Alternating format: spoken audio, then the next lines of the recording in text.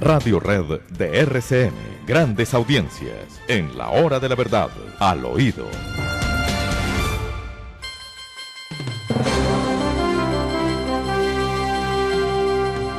Bueno, Santiago, tiene usted una noticia escalofriante.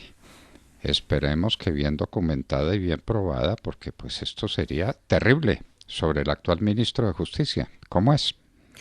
No, pues doctor Fernando, estuvimos averiguando ayer con varios amigos de Cali, del Valle del Cauca, porque hubo un profesor que puso un Twitter muy fuerte, pero muy fuerte, ayer fue público, donde decía que había sido su profesor de responsabilidad estatal y que no podía imaginar a alguien peor, en sus términos, un poco más agresivos. Y entonces a raíz de eso me llamó la atención y empecé a llamar a exalumnos de Derecho de la Universidad Javeriana de Cali, donde el hoy ministro iba a dar sus clases los sábados, y me confirmaron que varias veces en los que llaman los breaks, ya que él daba la clase de responsabilidad estatal, pues compartió con varios de ellos que era muy importante que pudieran preparar a los testigos si tenían ocasión de mentir, para que no fueran a cometer errores. Es decir, lo que textualmente me escribieron es que a los testigos hay que enseñarles a mentir y para eso toca prepararlos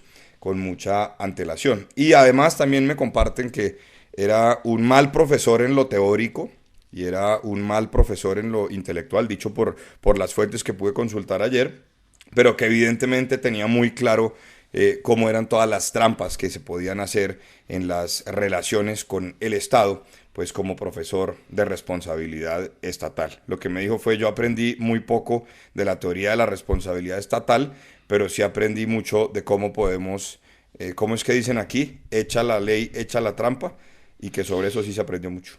Bueno, Santiago, usted comprenderá la gravedad que tiene lo que nos está contando, porque alguien puede ser mal profesor, lo que no puede ser es tramposo, embaucador, como dicen los alumnos del actual ministro de Justicia, que era el ministro de Justicia, que enseñaba muy poco y mal, pero que sí daba lecciones de cómo engañar a los jueces preparando adecuadamente a los testigos. Inaudito, inaudito. Esto sí es de una gravedad. Simplemente me insistieron, doctor Fernando, que eso se hacía en los espacios de descanso, pero así fue, y obviamente me sorprendí, pero pues bueno, a veces pasan estas cosas. ¡Qué Ave María! ¡Qué Ave María!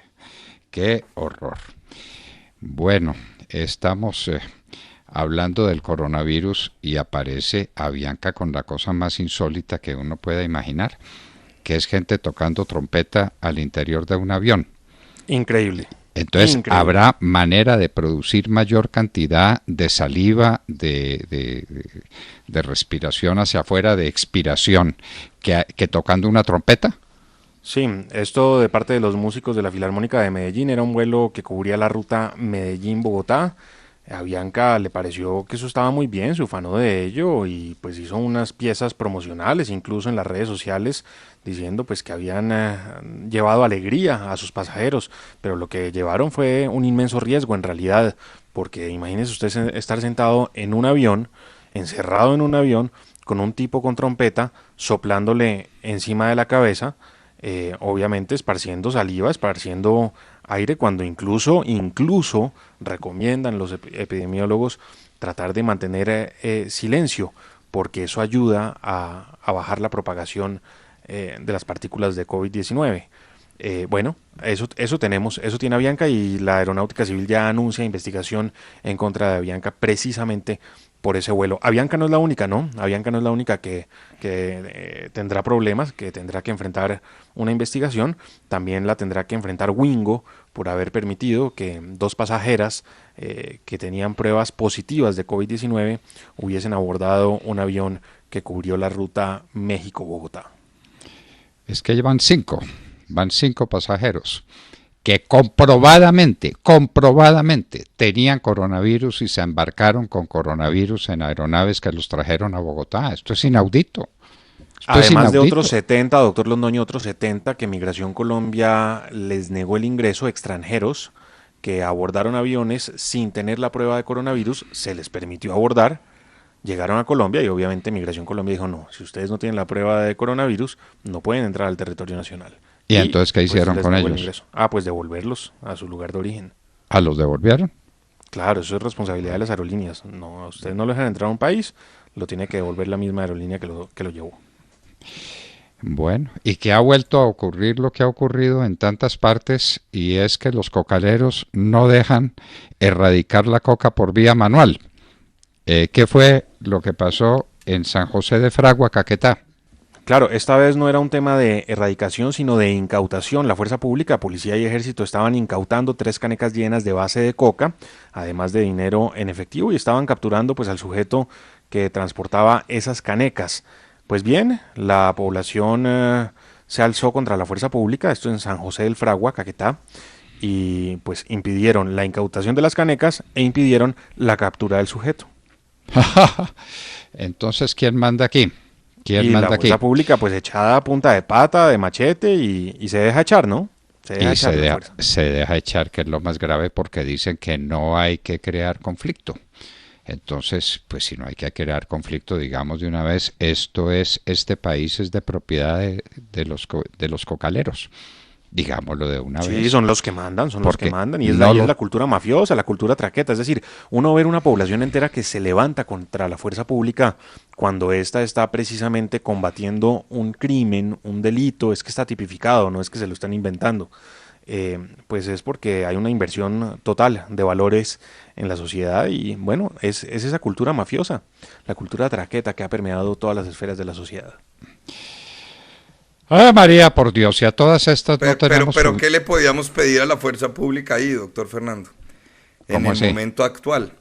¿Qué le puede pedir usted a la fuerza pública hoy en el momento actual? ¿Usted se imagina donde hayan procedido, Sergio? Donde Claro, hayan no, impuesto el están orden, donde hayan hecho están respetar la ley? absolutamente desmoralizados y, Pues y no esto, digamos pues, mentiras, obviamente, Sergio, terminan presos, por las terminan claro, las señalados. consecuencias jurídicas que pueden tener si hacen uso precisamente de la fuerza, ¿no? Es que es increíble, se llaman Entonces- fuerza pública, pero pues pública, porque la fuerza no se ve por ningún lado. Entonces no la usen. No la usen. No, y no la usan, Entonces, y no la ¿para usan qué? y se retiran, pues, doctor. No, Se sí la retiran. usan, sí la usan. Y la exponen a las más terribles humillaciones, a las vergüenzas más espantosas. Unos soldados armados sin poder utilizar sus armas. Eso es ridículo, eso es grotesco. Déjenlos en los cuarteles. No los mortifiquen sacándolo de los cuarteles, que jueguen fútbol y partidas de ajedrez y que no enfrenten a los bandidos. Pero si los van a enfrentar y los sacan armados, es para que se impongan y para que la autoridad se haga respetar. Eso es lo Y que es que, pensamos nosotros. doctor Fernando, yo les hago una pregunta a ustedes. Yo pregunto. Alemania, o es más, si quieren los nórdicos, que son ejemplo de tantas cosas, Finlandia, Noruega, Dinamarca, díganme qué le pasa a una persona de cualquier etnia o grupo cultural o lo que les venga en gana, que le ponga un machete en el cuello a un agente del orden y amenace con matarla. Yo les pregunto, ¿qué pasaría en Berlín? ¿O qué pasaría en Oslo? Pregunto, porque a lo mejor es que yo estoy en otro mundo, doctor Fernando, Sergio, de Mar. Pues usted está en otro mundo, sí señor, y todos estamos en otro mundo. ¿Qué le pasa en otro país? Yo sí le digo qué le pasa. Los policías en la Gran Bretaña y los policías en Francia van desarmados. Vaya toque un policía. Vaya toque un policía. Y respete a un policía. Y le cuento lo que sucede. Bueno, Santiago está en otro mundo, pero en un mundo muy parecido al nuestro, ¿no? Porque pues en México la situación de cómo la mafia ha permeado también todas las esferas de la sociedad, pues es Un poquito impresionante. peor que en Allí Colombia, también ¿no? ocurre. Sí, no, pues al mismo nivel diría yo. Sí. Son No, los mismos, no. además, Déjelo- ¿no? Son los mismos, son déjelo socios. callado, que él tiene pero que no, estar no, calladito, Santiago lobo. tiene que guardar silencio frente a este tema, porque Oiga, yo tengo La una ventaja, Constitución, yo tengo una ventaja aquí frente a los de las ONGs, y es que en México la Constitución prohíbe a los extranjeros emitir cualquier juicio. Entonces toca aguantárnoslos es allá en Colombia, Sergio. no, tranquilo, que yo voy aquí contando las cosas. Bueno, les cuento que siguen las protestas en Venezuela por la falta de combustible, a pesar de que llegó combustible iraní. Llegaron los 3 buques iraníes y las protestas siguen en Venezuela. las colas son interminables y la gente no sabe qué hacer ni siquiera para abastecerse de gasolina en el país con las mayores reservas petroleras del mundo. ¿Cómo les parece? ¿Cómo les parece? Ahí les voy contando, pues. Entonces, no hay noticias tranquilizadoras sobre la salud de Raimundo. Raimundo Angulo Pizarro fue internado en una unidad de cuidados intermedios. Es paciente diabético, tiene 77 años y el virus afectó sus riñones y pulmones. Muy grave, muy doloroso, muy triste, un hombre tan querido por todos los colombianos como Raimundo Angulo Pizarro. Pero pues ahí les cuento, esa es la situación y no es... Bueno, no el es coronavirus caso. que no perdona, doctor Londoño, es que la gente ha bajado la guardia, viene bajando la guardia, eso tampoco ayuda para contener las cifras de contagios. Que sí, que hay que vivir en medio de esta normalidad, pues por supuesto que sí, pero utilizando de manera correcta el tapabocas, saliendo pues a lo necesario. Pero la gente está bajando la guardia y eso genera, por supuesto, muchísima preocupación en lo que puede ser mediados de octubre, finales de octubre, ¿no? En las cifras Pero Sergio, de ¿cómo Colombia. no van a bajar la guardia? Usted mismo lo puso en su Twitter. Cuando se posesiona al actual ministro de Ambiente, Ah, ni el no, presidente claro. ni el ministro con tapabocas. Sí, Y es en que el Avianca ejemplo, el trompetas. ejemplo empieza en A casa. ver, Sí, Por eso, sí, entonces, sí, sí. ¿para qué critica uno a Donald Trump porque se quitó el tapabocas en la puerta de la Casa Blanca si tenemos al presidente y al ministro del Ambiente, hágame el favor, sin tapabocas en la ceremonia de posesión del ministro? Tal cual, doctor Bueno, Londoño. A mí lo único que me indica esa foto es o que ambos ya generaron anticuerpos y ya estuvieron expuestos al virus y tienen anticuerpos, o que son unos perfectos irresponsables de estar así de cerca, codito con codito, sin tapabocas. Sergio de Mar, Santiago, hemos discutido o comentado aquí varias veces el tema de la apertura de colegios y escuelas. Esa es una discusión interminable, pero uno tiene que ir a la práctica. Tiene que ir, por ejemplo, a Nueva York. En Nueva York, ¿qué decisión están tomando? Le quiero contar, ¿no saben ustedes? El martes, el alcalde Bill de Blasio, para el martes, ha ordenado el cierre de todos los colegios y las escuelas en áreas con altas tasas de COVID-19. Cierre de colegios y escuelas. Ahí les cuento, ahí les cuento. Sí, Ellos, aquí hay mucha expectativa frente a lo que vaya a pasar después de esta semana de receso, después del puente festivo, a ver pues qué colegios abren, cuáles no, cómo será, porque muchos tenían precisamente como fecha eh, tentativa abrir después de la semana de receso. Vamos a ver entonces qué pasa. Igual hay muchas secretarías de educación que aún no han permitido la reapertura en sus territorios, pero lo cierto es que los colegios avanzan en esta reapertura gradual de la educación presencial. bueno, de Mar, Paloma Valencia se le enfrentó muy duro a Petro, ¿no? Lo hizo como hacía mucho tiempo no la escuchábamos hacerlo en la Comisión Primera, donde Gustavo Petro advierte de la nueva revolución que vendrá en Colombia en los próximos días, por cuenta, ustedes ya lo saben, ¿no? De los paros que están planteando y de los que ya se habla, tendrán como protagonistas a los indígenas que se suman al paro. ¿Y por qué protestan los indígenas? Si ustedes me pueden ayudar a dilucidar cuál es la razón, me lo cuentan. Los de FECODE, pues más o menos entendemos, y vamos a ver qué otros sectores sociales se van al paro nacional. Y pues ha hecho toda una exposición de por qué es necesario ir al paro y cómo Colombia está cambiando. El senador Petro tiene un deje de gobernante en la tiniebla, ¿verdad? Allá un gobernante que nadie lo reconoce, y entonces Paloma Valencia le contestó de esta manera a Petro, a quien le advierte, entre otras cosas, que nunca será presidente. Aquí está. Yo quería hacer a título de réplica algunas observaciones. Primero, no me parece aceptable que el gobierno democráticamente elegido del presidente Duque venga a ser cuestionado por un senador. Creo que el senador Petro tiene que aceptar que perdió las elecciones y las perdió porque no consiguió el favor de todos los colombianos. Esto de seguir tratando de deslegitimar el gobierno del presidente Duque, tratando de aupar como golpes de Estado o no sé qué figuras que se está imaginando, es absolutamente antidemocrático. Y eso sí, sería, senador Petro, el intento de llevar este país a una dictadura. No amenace más, senador Petro. Usted no es ni presidente del Congreso ni presidente de la Comisión Primera. Son las autoridades que hemos elegido, los congresistas, los que toman esas decisiones.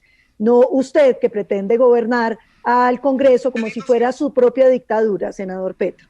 Yo le informo que es que en el mundo hay una pandemia. Usted estaba muy contento con las sesiones presenciales cuando usted sí, de manera ilegal, se fue de Colombia para Cuba sin pedir permiso. Ahí sí le parecieron buenísimas las sesiones presenciales. Ahora que las sesiones le parece que no se ajustan a lo que usted quiere, entonces usted habla de dictaduras e insulta a todos los congresistas y al presidente de esta comisión y al presidente del Senado. No, senador Petro. Las democracias tienen unos tiempos, tienen unas decisiones y tienen unas mayorías. Y quienes son demócratas las respetan, senador Petro. Yo lamento mucho que usted pretende y añore una dictadura donde usted es el que dice cómo se hacen las sesiones y además define qué es lo que es legal y qué es lo que es ilegal. No, senador Petro. Los senadores tampoco definen lo que son legales e ilegales en los procedimientos. Para eso existen cortes, senador Petro, que usted tampoco puede suplantar. No nos imponga su dictadura, porque en este Congreso usted ni es presidente, ni va a ser nunca presidente de Colombia, gracias a Dios. Gracias, presidente. Y pues esta fue la atendida que le ha dado Paloma Valencia en medio de debate en Comisión Primera a Gustavo Petro, quien ha insistido en que estamos en una dictadura porque no se logra llevar al Congreso de la República a unas sesiones presenciales. Es en esencia lo que está exigiendo él.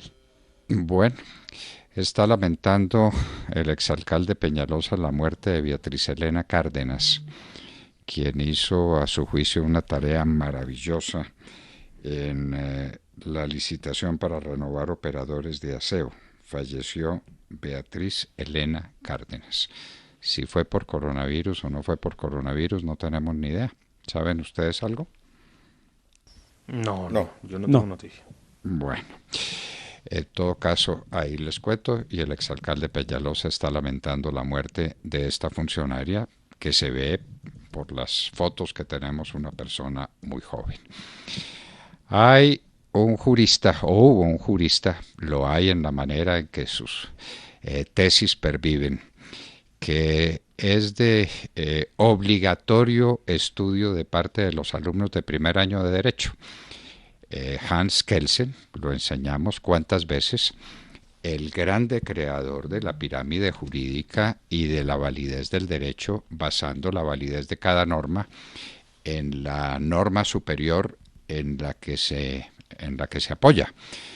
Lo de Hans Kelsen es un positivismo total, absoluto, y entonces la gran pregunta, el gran problema es qué pasa con la norma de las normas, con la norma de más arriba, porque cada norma recibe su validez de la norma superior, y cuando llega a la norma superior, ahí es donde se enreda Hans Kelsen con su positivismo.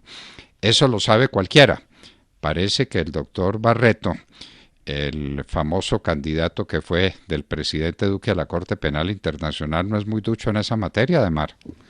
Pues mire que había pasado muy de agache un trino que había puesto el doctor Barreto que decía, que estuve buscando y no lo encontré luego, que decía el trino, pero como existe la tecnología, aquí está.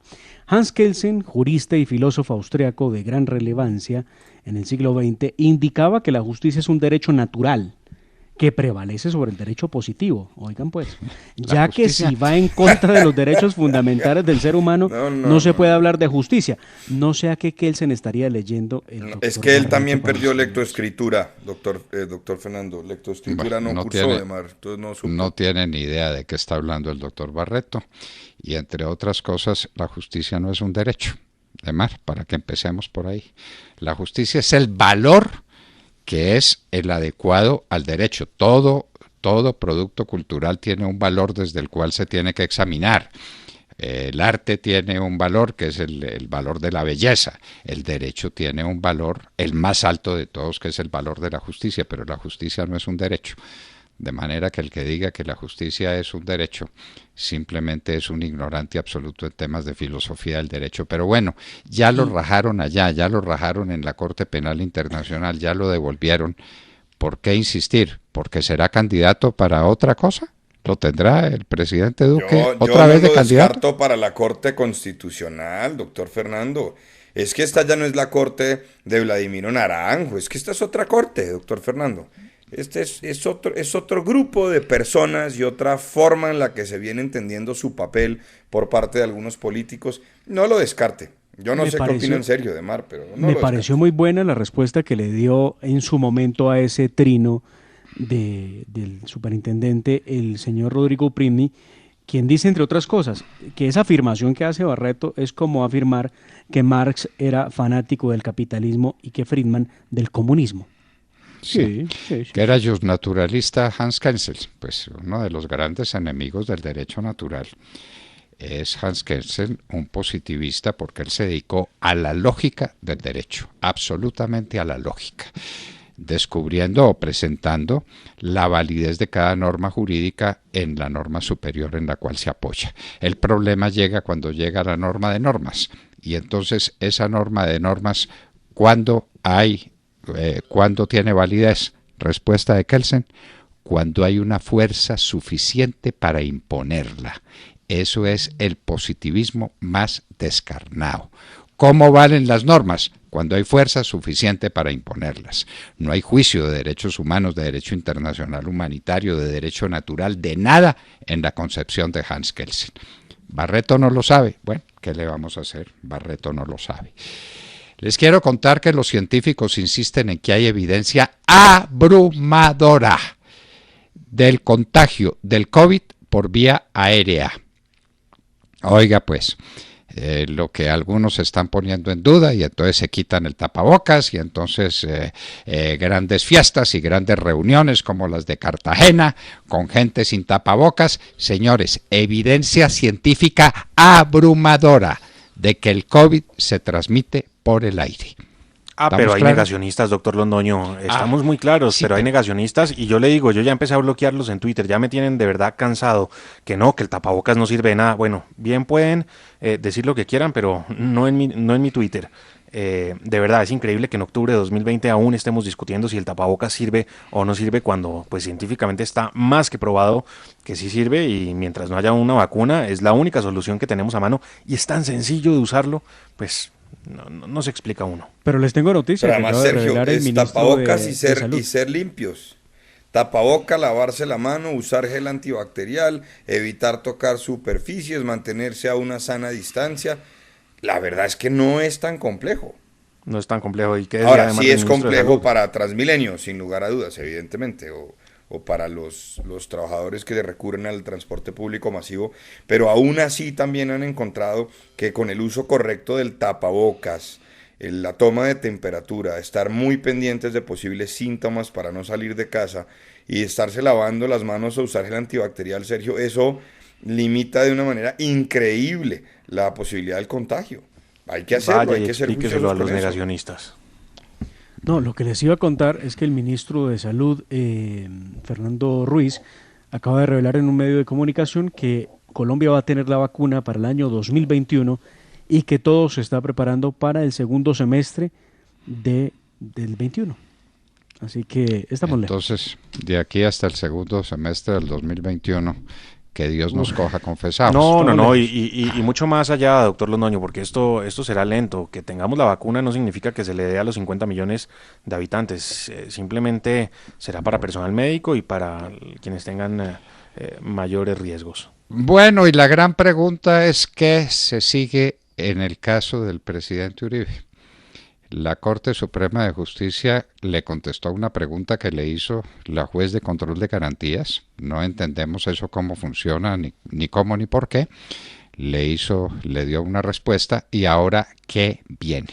Escuchemos a un gran experto, al doctor Iván Cancino, abogado penalista, que estará con nosotros en un minuto. Y les hablábamos, queridos amigos, al oído. Al oído, 748. Diverso y productivo, como nuestra tierra. Así es el aceite de palma con el que puedes preparar más platos con el exquisito sabor de Colombia. Busca el sello aceite de palma 100% colombiano en la etiqueta. Aceite de palma 100% colombiano, único como nuestra tierra. Una campaña de Fede Palma con el apoyo del Fondo de Fomento Palmero.